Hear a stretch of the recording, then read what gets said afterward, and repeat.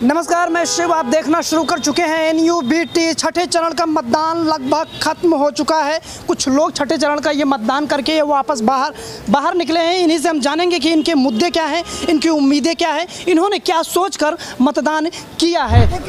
जी बिल्कुल, मैंने वोट कर दिया है।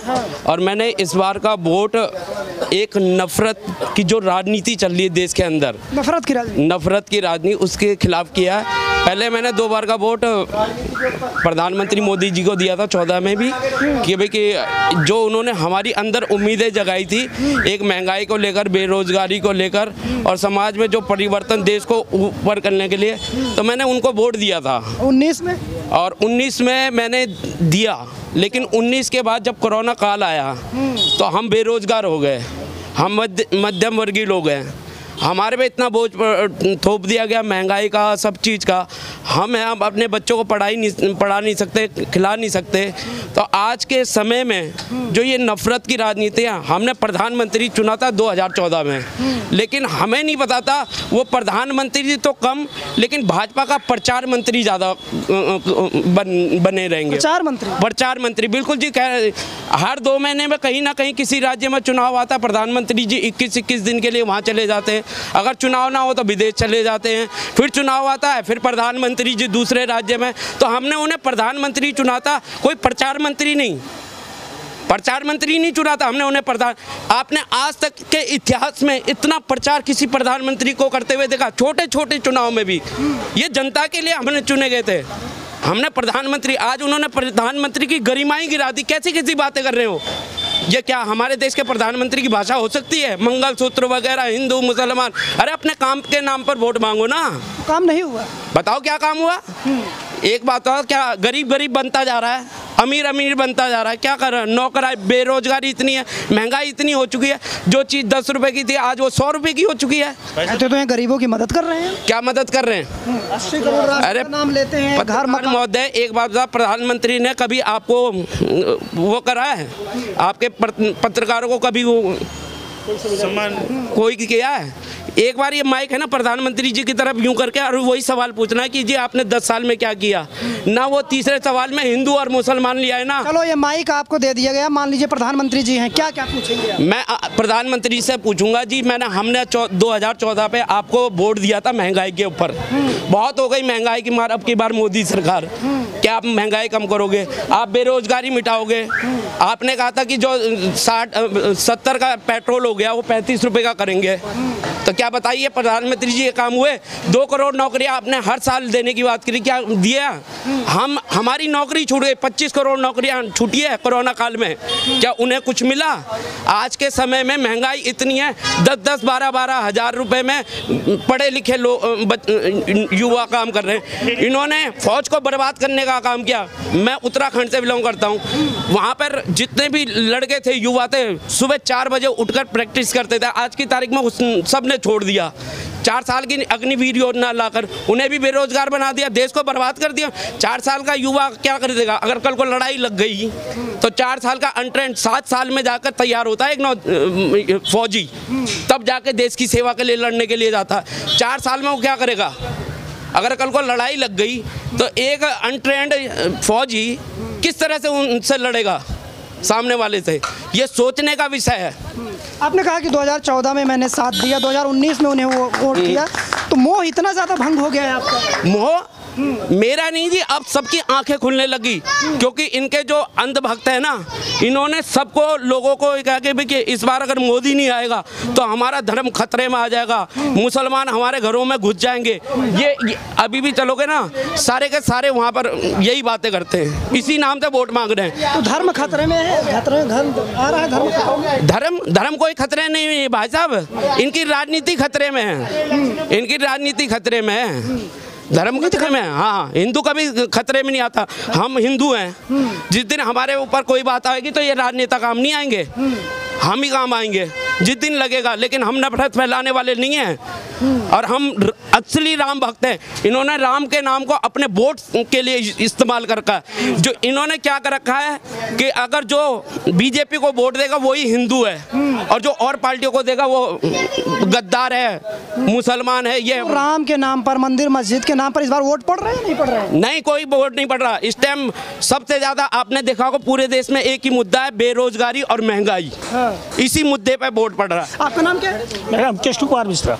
मिश्रा जी, वोट कर दिया? हाँ, वोट कर दिया मैंने। क्या मुद्दे थे, क्या जहन में? मुद्दा सबसे बड़ा महंगाई का है, बेरोजगारी है, और यहाँ तक कि इसमें एंटी कंपेंसी बहुत ज़्यादा है मनोज बीजेपी के प्रति, क्योंकि 10 साल से वो यहाँ के सिटिंग एमपी हैं और उन्होंने एक बार भी इस क्षेत्र का नाम पार्लियामेंट में नहीं लिया, और शायद पार्लियामेंट का अटेंडेंस भी देखा जाए तो बहुत ही न्यूनतम रहा उनका, जिसकी वजह से न क्षेत्र की कोई बात, बस केवल एक चीज़, मोदी जी के नाम, बीजेपी के नाम पे ही वोट, लोगों से एक सिंपैथी वोट कि राम मंदिर बन गया, ये बन गया, वो सारी चीज़ें सिर्फ वोट मिल जाए किसी तरीके।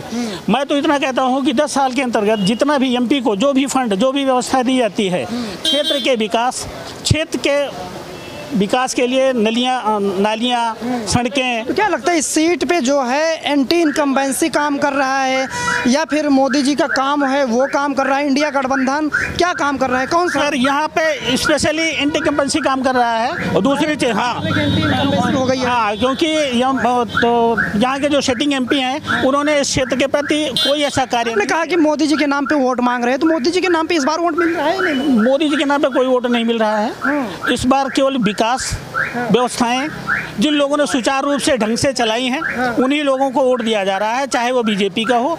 मतलब कैंडिडेट देख करके ही हमारी जनमानस जो है वो अपना प्रतिनिधि चुनना चाहती है, जिसमें हमारे चाहे कन्हैया कुमार जी हो, चाहे हमारे मनोज तिवारी जी हो, क्योंकि अगर मनोज तिवारी जी ने लोगों के साथ काम किया होता तो शायद यहाँ का रूपरेखा भी कुछ चेंज होती, और जहाँ पे पूरी तरीके से बीजेपी में क्षेत्र होने की वजह है ये, लेकिन फिर भी यहाँ पे इस परिस्थितियों में भी आज तिवारी जी कम से कम 40% से ज़्यादा वोट नहीं यहाँ, इतना लंबा हरा रहे हैं आप? इतना हरा नहीं रहे हैं। लोगों का इस तरीके का वक्तव्य, मोह भंग हो गया है, वक्तव्य है इस तरीके का।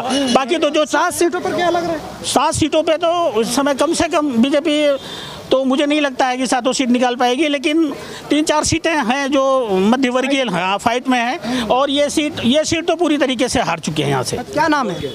मैं देश में बदलाव लाने के लिए मैं नाम क्या है? नाम? मेरा नाम जय भारत राजौरा है। अच्छा, जय भारत राजौरा। वोट कर दिया आपने? हाँ जी सर, मैं वोट करने आया हूँ हरिद्वार से स्पेशल। अच्छा, स्पेशल हरिद्वार से स्पेशल मैं यहाँ वोट करने आया हूँ। हाँ। ये मेरा बेटा है।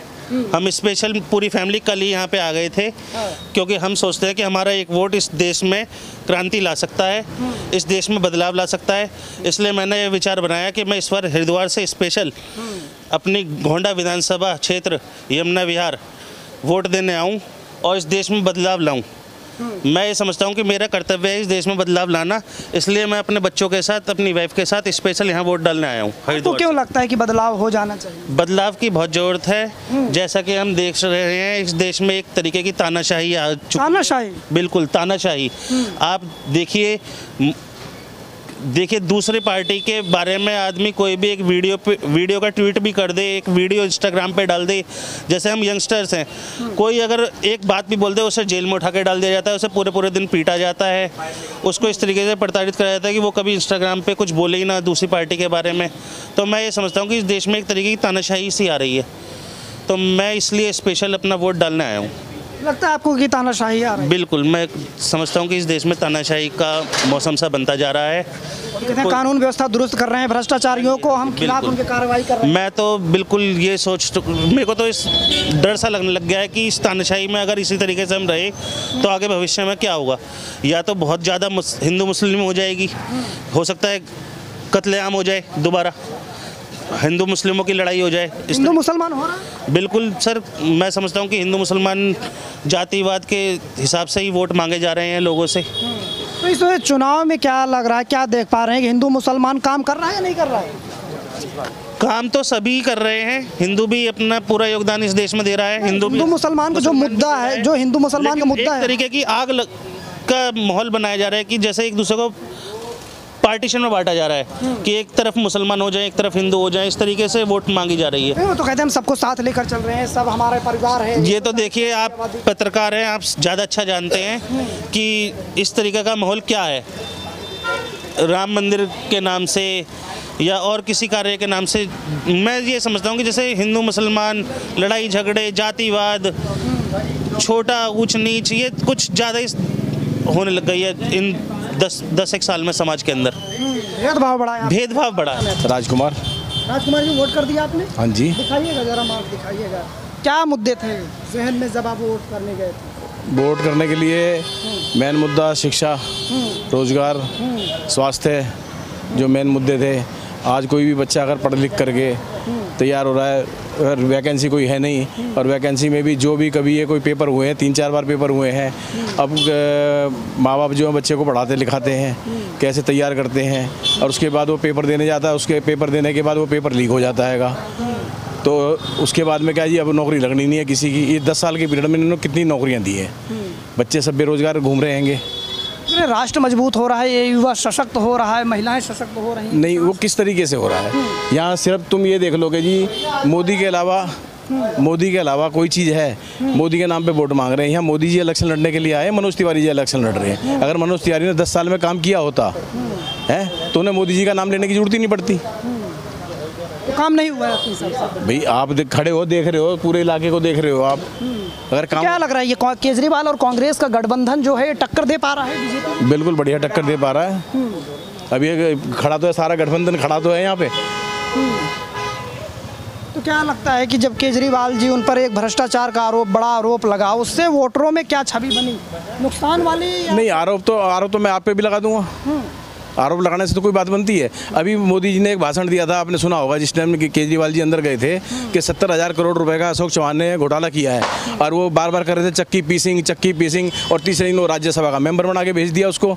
और ये 100 करोड़ रुपए की हुआ है। अभी 7 बार इनके घर में रेड पड़ ली। कल परसों उनके माँ बापों को परेशान किया जा रहा है। वो बुजुर्ग आदमी है, उसके गाँव में रेड पड़ी है जा करके। तो आप एक बात ये बताइए कि इस तरीके से उनके ऊपर 100 करोड़ रुपए का लगा करके, और उन्होंने 4 आदमियों को बंद कर दिया उसके अंदर। और वो 70,000 करोड़ रुपए जिन्होंने गमन किया, वो राज्यसभा के मेंबर बन के बैठ रहे हैं। तो ना कि भ्रष्टाचार के खिलाफ मुहिम छेड़े हुए हैं, कोई भ्रष्टाचारी छोड़ेंगे नहीं। जिस मोदी की और इनकी जिन्होंने भी पैरवी करी, ठीक, जो वकील थे वो आज जज बने हुए हैं। जिस जज ने इनकी पैरवी करी वो आज गवर्नर बना हुआ है, ठीक। और जितने यहाँ भ्रष्टाचार के लिए बैठे थे, लोकपाल बिल के लिए, वो कहीं ना कहीं मंत्री बने हुए हैं, ठीक। आप एक बात ये देखिए कि सबसे बड़ी, और जो इस आदमी ने, जो वहाँ का कमिश्नर था, वो आज उसे 13 साल हो गए, वो जेल के अंदर पड़ा हुआ है, संजीव भट्ट। तो 7 सीटों पर क्या लग रहा है, टक्कर है जोरदार? बिल्कुल टक्कर है जी, ये 7 सीट निकली हुई हैं। आपका नाम क्या है? मेरा नाम है जितेंद्र कुमार शर्मा। कर दिया आपने? हाँ, मैं यमुना विहार से हूँ। और मैंने इस बार बदलाव के लिए वोट करा है। बदलाव के लिए जो बेरोजगारी की समस्या है, हिंदू मुसलमान है, अशिक्षा है, बेरोजगारी है, और यहाँ के ना पानी की समस्या है हमारी, इस सबको आगे लाने के लिए, इसको सबको सुलझाने के लिए हमने बदलाव के लिए फ़ोन करा। जो हमारा मौजूदा एमपी है, उसने इस क्षेत्र में कुछ भी काम नहीं करा 10 साल में। जो ये गिनवा रहे हैं एक एक मुद्दा, कन्हैया कुमार जी कहते हैं कि ये अपने 10 पत्थर भी दिखा दें। वाकई में बिल्कुल ठीक कहते हैं कन्हैया कुमार जी। अगर ये उद्घाटन के कहीं पे 10 पत्थर भी दिखा दें तो वाकई में इन्होंने काम किया है, लेकिन ये नहीं दिखा सकते। जो भी अपने मुद्दे पंपलेट में दिखा रहे हैं वो सब अलग योजनाएं हैं। वो क्या तो दिल्ली सरकार की योजना है, अरविंद केजरीवाल की योजना, या शीला दीक्षित का सिग्नेचर ब्रिज है, जिसको ये कहते हैं कि मैंने बनवाया है। दिल्ली में कौन से मुद्दे हावी हैं? दिल्ली के मुद्दे तो बेरोजगारी का है, अशिक्षा का है, हमारी शिक्षा का सुधार होना चाहिए है, जो ये बढ़ती हुई पार्किंग की समस्या। 10 सालों में इन सारे मुद्दों पर काम हुआ है? कुछ भी काम नहीं हुआ, कुछ भी काम। ये कहते हुए बहुत शर्म आती है कि 10 साल हम पीछे हो गए। हमें इन्हीं मुद्दों के लिए, हमने बदलाव के लिए काम करा। पढ़ा लिखा हम कैंडिडेट आगे लाएंगे जो कि ना संसद में हमारी आवाज़ तो उठा सके। संसद में मुझे बहुत शर्म आती है कि पिछले 10 साल में हमारे सांसद ने एक शब्द भी नहीं कहा है, एक क्वेश्चन भी नहीं रखा पार्लियामेंट के अंदर। अगर रखा हो तो बताइए। 7 सीटों पर क्या लगा? हम चाहते हैं कि हमारी आवाज़ मजबूत बन के कन्हैया कुमार संसद के अंदर हमारा प्रतिनिधि बन के आए। हाँ, आपका नाम? आपने वोट कर दिया? हाँ, कर दिया वोट। क्या सोचकर वोट किया? इस बार क्या आप अलग देख रहे हैं? बहुत लंबा एक्सपीरियंस लग रहा है वोटों का, चुनाव को देखने के। देखिए, बदलाव ज़रूरी है। हाँ। क्योंकि बेरोजगारी, शिक्षा, क्योंकि गरीब आदमी को शिक्षा, अब तो अमीरों की शिक्षा रहेगी तो अच्छा रहेगी, गरीबों को कहाँ मिलेगी? मिलेगी, इतनी महंगी शिक्षा कर दी है तो गरीब का तो बच्चा पढ़ ही नहीं पाएगा, उनके ही पढ़ेंगे ना। तो बेरोजगारी, नौकरी किसको मिल रही है? सारी नौकरियां ख़त्म करते जा रहे हैं। कोरोना में बच्चों की स्कूल की फीस बढ़ी आ रहे हैं आपके पास, आ रहे हैं आपके पास, आ रहे हैं। हाँ हाँ, और क्या मुद्दे हैं? मुद्दे तो बहुत हैं। हाँ, क्या लग रहा है इस 2014-2019 में, इस बार इस चुनाव में क्या अलग देख रहे हैं आप? देखो जी, हम तो बदलाव चाहते हैं। कन्हैया कुमार आना चाहिए कि मनोज तिवारी ने 10 साल में कोई काम नहीं किया, यदि किया है तो बताए कि हमने ये किया है। पार्लियामेंट में एक भी क्वेश्चन, 10 साल में एक भी क्वेश्चन उसने पुटअप करा है, तो इसलिए हमें बदलाव चाहते हैं। आपका नाम क्या है? वोट कर दिया? मेरा मुकेश शर्मा है जी। शर्मा जी, वोट कर दिया? बिल्कुल कर दिया जी। क्या मुद्दे थे? मुद्दे देश के मुद्दे हैं। देश के कौन से? देश के मुद्दे हैं। देश का कहना क्या चाहिए, मतलब देश के मुद्दे कौन कौन से मुद्दे? हमारा देश 10 साल के अंदर जितनी ग्रोथ की है पिछले 70 साल में नहीं कर पाया था। ये देखिए आपके सामने ही बहुत सारे लोग वो तो हर कमियां गिना रहे हैं। हर आदमी कमी तक निकालेगा क्योंकि उनके पास मुद्दे ही नहीं है। जैसे इन्होंने कहा महंगाई, बेरोजगारी, ये सारे मुद्दे हैं। इंदिरा गांधी जब आई थी 70s में, इनका इंदिरा लाओ और महंगाई भगाओ, ठीक है ना, तब से महंगाई जा ही रही है।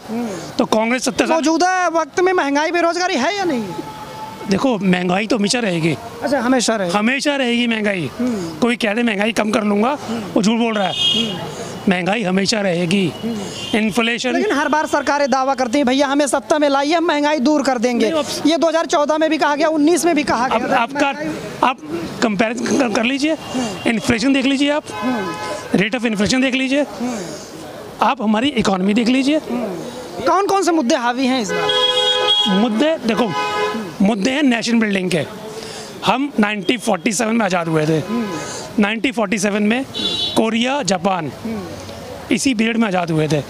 सॉरी, कोरिया और चाइना की इकॉनमी, चाइना का इंफ्रास्ट्रक्चर अगर हमने वो कर लिया होता, तुम रोड नहीं बना रहे होते। जो हम काम अब कर रहे हैं ना, कांग्रेस कर चुकी होती तो ये देश हमारा कहीं और आगे निकल चुका होता। जो 10 साल में इंफ्रास्ट्रक्चर बना है, 10 साल में हम रोड बना रहे हैं, 10 साल में हम रेलवे बना रहे हैं, ये काम शुरू की इनिशियली काम कर लेने चाहिए थे। क्यों उन्होंने नहीं किए? आप कह रहे हैं उन्होंने काम नहीं किया। कांग्रेस कहती है या विपक्ष कहता है भाई देश का बेड़ा गर्क कर दिया 10 दिन। देश का बेड़ा उन्हीं लोगों का हुआ है जो लोग पैसे खाते थे हट के यहाँ पे, जिनका ये था कि मेरे बाद मेरा बेटा, उसके बाद मेरा बेटा। जिन्होंने देश का बेड़ा गर्क किया है उन्हीं को प्रॉब्लम हुई है, बाकी जनमानस को प्रॉब्लम नहीं हुई है। जनमानस की प्रॉब्लम नहीं हुई है। कुछ और लोग हैं, क्या नाम है? ललित। वोट कर दिया आपने? कौन से मुद्दे से? क्या मुद्दा सोचे? मुद्दा किस बात के लिए? अपना सिस्टम डेवलपमेंट होना चाहिए, देश का विकास होना चाहिए, और क्या। अभी विकास हो रहा है? अभी तो धीमी गति से, थोड़ा और अच्छा होना चाहिए ना। धीमी गति से? हाँ। जिस हिसाब से होना चाहिए उस हिसाब से नहीं हुआ। हाँ, उसमें अभी बहुत ज़रूरी है कि अब कुछ और बदलाव हो। तो क्या लगता है कौन से मुद्दे इधर ज़्यादा हावी थे दिल्ली के साथ? दिल्ली में तो आपके मुद्दे इतने प्रभुत्व से लोग नहीं उठा पा रहे हैं। उनका तो एक ही है कि अपने स्कूल हों, कॉलेज हों, हॉस्पिटल हों अच्छे, या रोड अच्छी बनी हो, डेवलपमेंट उनका बेसिक उसी पे केंद्रित है। और जो एक्चुअल है डेवलपमेंट के, या क्या लगता है ये केजरीवाल और कांग्रेस का जो गठबंधन हुआ वो टक्कर दे पा रहा है बीजेपी? No idea. अच्छा, आइडिया नहीं है। तो आपका नाम? मनोज शर्मा। शर्मा जी, क्या लग रहा है, वोट कर दिया आपने? बहुत बढ़िया, पूरा वोट। क्या मुद्दे थे आपके? देश हित के लिए वोट करा है। देश हित के लिए? देश हित कौन भाई, ये जो मुद्दे नाली सड़क के मुद्दे नहीं है। हाँ। ये एक राजा को चुनने का मुद्दा है हमारा। हाँ। तो राजा अगर हमारा ठीक रहेगा तो हमारे आजकल राजा हमारा सनातन धर्म की बात कर रहा है, तो हम उसके सरकार चुनने के लिए है, सनातन धर्म के लिए काम कर रहा है, तो हम उसके साथ हैं। बाकी जो छोटे मोटे मुद्दे हैं तो चलते रहेंगे, इसके हम नाली सड़क ये हमारे लिए मुद्दा है ही नहीं। सिर्फ देश मजबूत होना चाहिए, सबका साथ, सबका विकास, सबका प्रयास। तो सबका साथ, सबका विकास, सबका हो रहा है सब? बिल्कुल हो रहा है भाई, सब हो रहा है, ऐसा नहीं है। अच्छा, विकास में क्या क्या हुआ जो आपको लगता है कि ज़्यादा? विकास में काफ़ी चीज़ें, देखो कितने एम्स दिए हैं इन्होंने, कितने रोड दिए हैं, कितने हाईवे दिए, कितनी चीज़ें इन्होंने, एक्सप्रेस वे बनाए। आज देखो कहाँ से, आज जहाँ 6 घंटे लगते थे आज 2 घंटे का सफ़र हो रहा है। अब लोग कहते हैं महंगाई, क्या है कि महंगाई है? महंगाई है या नहीं? महंगाई कहाँ है? महंगाई बेरोजगारी कुछ नहीं है भाई साहब, ये महंगाई है। मैं भी आज नौकरी करता हूँ या छोटी मोटी चीज़ें करता हूँ, आज मैं भी आईफोन चला रहा हूँ, जहाँ 15,000 20,000 की जो तनख्वाह काम करने वाला आदमी है वो कहता है महंगाई, शौक बढ़ गए। महंगाई कुछ नहीं बढ़ी है, अपने मन की जो भावना है, जो शौक जो है वो लोगों के। आईफोन तो सब नहीं यूज़ कर रहे, कोई यूज़। बात कहने का मतलब है आदमी के शौक है, महंगाई वो है, बाकी जनरली महंगाई नहीं है। अच्छा, जनरली महंगाई नहीं है। तो ये दिल्ली की जनता थी, छठे चरण का चुनाव खत्म हो चुका है, तो ये इनकी राय थी कि इन्होंने किस मुद्दे पर वोट किया, इनके मुद्दे, इनकी उम्मीदें क्या हैं। तो ये पूरी बातचीत थी। इस बातचीत को सुनने के बाद आपको क्या लगता है, अपनी राय कमेंट बॉक्स में ज़रूर बताएं।